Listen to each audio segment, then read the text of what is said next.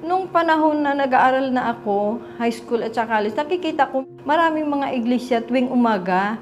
Pumupunta sila sa kapilya nila. Nagtataka ako, nag-aano sa isip ko, ano kaya ang iglesia? Inisip ko, subukan ko kaya talaga, ano ba talaga itong napasukan ko at napakinggan ko na mabuti naman po ang mga aral.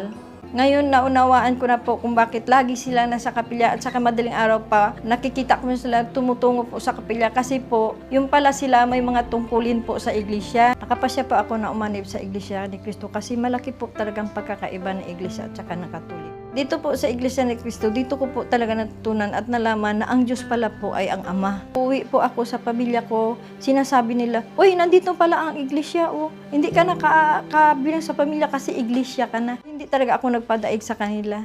Dahil doon ko nakikita po at saka yung nag-akay po sa akin, porsigido talaga siya na maakay ako. Nung naakay na po ako, nakita ko talaga ang pagkakaiba. Kaya nanindigan ako sa sarili ko. Nung ako ay nabautismo na, malaki po ang pagbabago sa buhay ko. Kasi po, noon pag mayroon kang problema, parang maisip mo ang bigat. Pero nung naging iglesia ako, maraming mga pagsubok, maraming mga problema, pero parang nakayanan ko kasi tumatawag ako sa Kanya. Bilang iglesia, nandyan pa rin yung panampalataya talaga na ang Diyos lang talaga ang lapitan natin.